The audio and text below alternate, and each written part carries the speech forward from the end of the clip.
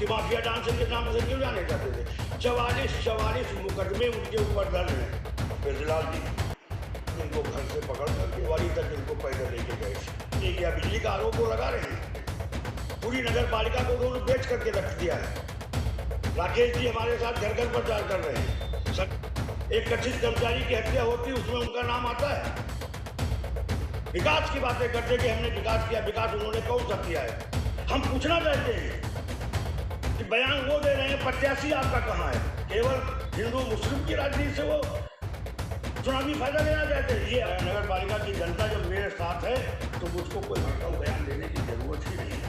किसी जमाने में डांग हुआ करते थे तो टेंडर इनके कहने पर मिलते थे। अब यूँ देखा भैया, लाला तो अपने जमाने के बहुत बड़े डाउन रहे, माफिया रहे हैं। लाला पर 44 मुकदमा दर्ज है। अब सुरेंद्र तो लाला की पोल खोल रहे थे, वहाँ चढ़े जा रहे थे और गड़े हुए मुर्दे उखाड़ रहे थे। बता रहे थे सुरेंद्र की देखो लाला कौन सा विकास करीन है। इनका प्रत्याशी तो बैठा रहता है, हमारा प्रत्याशी देखो भैया लोगों से मुलाकात करता है, पर्चा बांटता है और वोट डालने की अपील करता है। इनका प्रत्याशी कहाँ दिखता है। हम और राकेश तो एक साथ जाकर के वोट मांगते हैं। ये बकायदा आरोप हम पर लगाएंगे बिजली चोरी का। हम जब बीजेपी में थे तब इनके बकायदा कुछ कथित नेताओं ने हमको बकायदा फंसाने का प्रयास किया, तभी हमने बीजेपी छोड़ करके समाजवादी ज्वाइन कर लिया, क्योंकि वहां पर जो है पिछड़ों का कोई सम्मान नहीं होता है। अब तनिक सुनो सुरेंद्र वर्मा क्या बोल रहे थे, कायदे से बोल रहे थे कि 44 मुकदमा दर्ज हैं। लाला अपने जमाने के डाउन रहे, उनके इशारे पर टेंडर मिला करते थे। तनिक सुनो भैया क्या बोल रहे थे सुरेंद्र वर्मा। मार भैया पोल खोले दे रहे थे लाला की। सबसे पहले तो आपको धन्यवाद शिवम जी। लाला रंजीत के आरोप बिल्कुल निराधार। वो पहले अपने गिरेबान में झांक कर देखे, तब दूसरे के ऊपर आरोप लगाए। आरोप लगाना तो बहुत आसान काम है, लेकिन वो आरोप को सिद्ध करना बहुत ही मुश्किल काम है। पहले वो अपने ऊपर देखे कि उनके ऊपर 44 मुकदमे दर्ज हैं। यहाँ के जो कप्तान रह चुके हैं बिरजलाल जी, एक समय ऐसा था कि इनको घर से पकड़ करके नाके पर और नाके से लेकर कोतवाली तक इनको पैदल लेके गए थे। ये हमारे ऊपर आरोप लगा रहे थे। आज जिस भवन में वो रह रहे हैं वो भवन किसका है, ये जागरूक जनता जानती है कि कैसे कब्जा करके कैसे उस भवन में रह रहे हैं। हमारे ऊपर वो क्या आरोप लगाएंगे। हमने ऐसा कोई काम ही नहीं किया। बिजली का आरोप वो लगा रहे हैं। भारतीय जनता पार्टी में हमारी लोकप्रियता ज़्यादा बढ़ रही थी, इस वजह से भारतीय जनता पार्टी के कुछ प्रभावशाली नेता कि इनकी लोकप्रियता न बढ़े, हमारे यहाँ बिजली का छापा मरवाया गया। FIR दर्ज हुई। हम FIR से नहीं डरते। वो हमको अगर FIR दर्ज हुई है, अगर उसमें फाइनल नहीं लगी तो हमको गिरफ्तार करके दिखावें। क्योंकि हम बैकवर्ड क्लास से आते हैं, इसलिए मानसिक उत्पीड़न उनको किया जा रहा है। और आरोप की बात कर रहे थे, पूरी नगर पालिका को उन्होंने बेच करके रख दिया है। कोई भी छत बाकी है। सोसाइटी के बगल में ट्यूबवेल था, वो बिक गया और उसके ऊपर वो दुकान बन गई। उन्होंने पैसा लेकर रखा था कि सामने जो मार्केट हमारी परमेश्वर कोलोनाइजर के नाम से जो मार्केट बन रही थी, उसमें उस दुकानदार से उन्होंने पैसा ले रखा था और उस पैसे की भरपाई करने के लिए उन्हें वो अलॉटमेंट उसके नाम किया है। हमारे ऊपर आरोप लगा रहे हैं। तारीफ कर रहे हैं कि बेनी हमारे हैं और संग्राम बाबू बेनी प्रसाद जी और संग्राम सिंह, क्योंकि बाबू बेनी प्रसाद जी विकास पुरुष थे और दिवंगत हैं। राकेश जी हमारे साथ घर घर प्रचार कर रहे हैं। संग्राम सिंह जी चूंकि हम विधानसभा और वो राष्ट्रीय नेता थे, बाबू बेनी प्रसाद जी विकास उन्होंने ज़्यादा किया, हमने मानते हैं। और हम दोनों साथ हैं। यहाँ तक कि समाजवादी पार्टी के अरविंद सिंह गोप जी, विधायक धर्मराज यादव जी, पूर्व कैबिनेट मंत्री राकेश वर्मा जी, फरीमुद्दीन किदवाई साहब और MLA गौरव रावत जी, सब हमारे साथ हैं। सरवर चेता हमारे साथ हैं। फराज किदवाई हमारे साथ हैं। कौन मेरे साथ नहीं है वो हमको ये बताओ। आरोप लगाना और आरोप को सिद्ध करना ये अलग अलग पहलू है। उन्होंने आरोप लगाया, लेकिन उनका पिछला जो पूर्व का इतिहास है उसके बारे में आपने कभी पूछा कि माफिया डांसर के नाम से क्यों जाने जाते थे। 44 मुकदमे उनके ऊपर दर्ज हैं। एक नहीं 44 मुकदमे। एक कथित कर्मचारी की हत्या होती उसमें उनका नाम आता है, जेल में जाते हैं, हमारे ऊपर आरोप लगाते हैं। बुद्धिजीवी समाज से वो थे, टेलीफोन एक्सचेंज में नौकरी करते थे, उनकी हत्या छाया चौराहे पर हुई। उसमें किसका नाम आया? सतीश पांडे के ऊपर हमला हुआ, किसका नाम आया? ये वो सिद्ध करके दिखावे। विकास की बातें करते कि हमने विकास किया, विकास उन्होंने कौन सा किया है? हमको एक चीज ये बतावे, छतें बेची हैं उन्होंने और कथित चंद लोगों को उन्होंने छतें राट की है। हम कहना नहीं चाहते हैं, वही आज वो फोटो में नजर आ रहे हैं। हम प्रशासन से मांग करते हैं कि इन पर कार्रवाई क्यों ऐसे भड़काऊ भाषण दे रहे हैं, इन पर कार्रवाई क्यों नहीं की जाती है।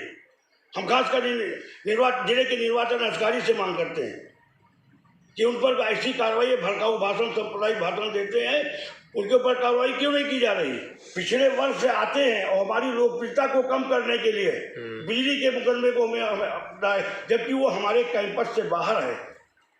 हमारा वो ट्रांसफार्मर अंदर रखा हुआ, उनका मीटर रूम रोड के किनारे बाहर रखा हुआ, उसकी बाउंड्री बनी हुई, ताला वो अधिकारियों के पास है। अगर हम बिजली चोरी कर रहे थे तो वो अधिकारी हर महीने रीडिंग लेकर जाते थे। वो क्या कर रहे थे? MRI होती, वो क्या कर रहे थे? क्यों नहीं मेरे ऊपर तब FIR की गई? ये एक कुचक्र है जो हमारे खिलाफ, भारतीय जनता पार्टी में जब थे हम तो हमारी लोकप्रियता बढ़ रही थी। वो कहते हैं कि हम इस वजह से भारतीय जनता पार्टी में गए। ये मुकदमा हमारे ऊपर भारतीय जनता पार्टी में रहते हुए दर्ज हुआ, और जब मुझे कष्ट हुआ इस बात का कि बैकवर्ड समाज से मैं आता हूँ, तो उन्हें हम उस पार्टी को छोड़कर भारतीय जनता पार्टी को समाजवादी पार्टी में, सरकार में रहते हुए हमने ये कदम उठाया है। बात करते हैं वो विकास की। विकास क्या किया उन्होंने? जो नगरीय क्षेत्र को छोड़ दीजिए, जो शहरी हमारी ग्राम सभाएं जुड़ी है, कहीं आपको विकास नजर आ रहा? आप फतेहाबाद चले जाइए, जो भी सड़कें बनी हुई, इंटरलॉकिंग, वो CC रोड बनी हुई, वो किसकी देन है? दरामनगर चले जाइए, किसकी देन है? सफीपुर चले जाइए, किसकी देन है? बनवा चले जाइए, किसकी देन है? पलही चले जाइए, किसकी देन है? ये समाजवादी पार्टी की देन है और माननीय अध्यक्ष जिला पंचायत शीला सिंह की देन है। हम पूछना चाहते हैं कि बयान वो दे रहे हैं, प्रत्याशी आपका कहाँ है? मेरा प्रत्याशी घर घर जा रहा है, लोगों की समस्याएं सुन रहा है, उनके काम देख रहा है कि कहाँ सड़कें खराब है, कहाँ नाली खराब है, कहाँ कलजा खराब है, कहाँ पार्कें नहीं है। क्या कहना चाहते हैं वो? केवल हिंदू मुस्लिम की राजनीति से वो चुनावी फायदा लेना चाहते हैं। ये अब नहीं चलेगा। इस शहर की जनता जो है जागरूक है, उनके बहकावे में कतई नहीं आएगी। विकास किया हो तो विकास की बात करेंगे वो केवल हिंदू मुस्लिम की बात करेंगे, हमारे ऊपर कटाक्ष की बात करेंगे, माननीय मंत्री जी के ऊपर कटाक्ष की बात करेंगे, माननीय बाबू बेनी प्रसाद के ऊपर कटाक्ष की। अभी 2 दिन पहले बेनी प्रसाद के खिलाफ उन्होंने बयान दिया। बयान क्या दिया कि अगली बार समाजवादी पार्टी से बाबू बेनी प्रसाद ने घर घर वोट मांगा, उसके बावजूद भी कुछ भी समाज उनको नहीं जुड़ा। ये एहसान बना हुए हैं। 2 बार चेयरमैन हुए माननीय संग्राम सिंह का। वो एक, आप हमको एक उदाहरण बता दीजिए शिवम जी कि वो हमारी प्रत्याशी जिनसे हम चुनाव लड़ रही है, हमारी चेयरमैन की प्रत्याशी शीला सिंह, कहीं गली मोहल्ले, किसी के शादी, किसी के विवाह, किसी की मैयत, किसी कोई धार्मिक प्रोग्राम में कहीं भी उनकी उपस्थिति दर्ज हो, उनकी या उनके पति लाला रंजीत श्रीवास्तव की, जो हमारे पूर्व के चेयरमैन हैं, उनकी कहीं उपस्थिति आपने देखी? कहीं नहीं देखी। आप कहना क्या चाहते हैं?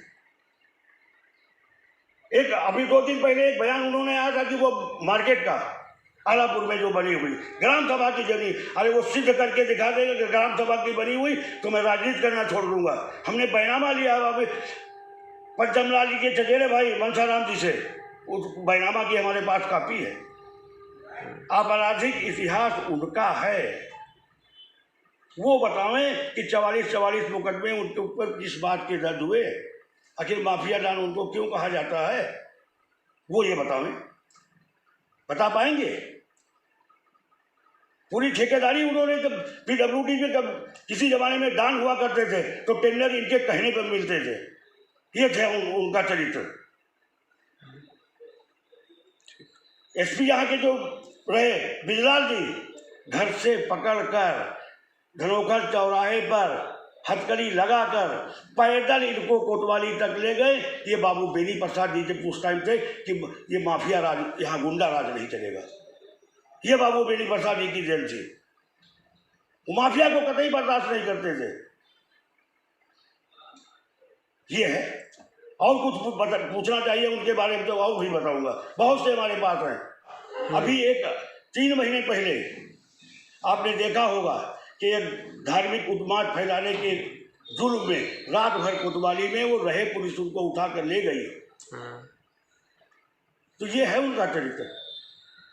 क्योंकि ये चुनाव गंगा जमुनी तहजीब के अंदर हो रहा है, इस वजह से कोई बयान नहीं देना चाहते, ना कोई भड़काऊ बयान देना चाहते। जब शहर की जनता, इस नवाबगंज नगर पालिका की जनता जब मेरे साथ है तो मुझको कोई भड़काऊ बयान देने की जरूरत ही नहीं है। हम अमन चैन पसंद लोग हैं, हमारी प्रत्याशी घर घर जा रही है, हम ये चाहते हैं। हम सुरेंद्र तो भैया बहुत अमन चैन शांति चाहते थे, लेकिन लाला को बहुत छीछा लेदर करवाने का शौक था। तो देखो भैया छीछा लेदर कर दिन, कायदे से फजीहत कर दिन। भैया लाला को छोड़े नहीं था सुरेंद्र, और बहुत राज तो बयान नहीं करेंगे, कहीं वक्त लगेगा तो वो भी बयान करेंगे। अब भैया जितना लाला को बोलने का शौक है बोले भैया, सुरेंद्र भी कम नहीं है, धोती भी खोलेंगे और कायदे का जवाब भी देंगे। बाप की कार्यक्रम कीजिएगा, वीडियो शेयर करना खत्म हो जाएगा। शम्मा साहब को मिलेगी दबा दो बैलेंस वीडियो शेयर करा चैनल।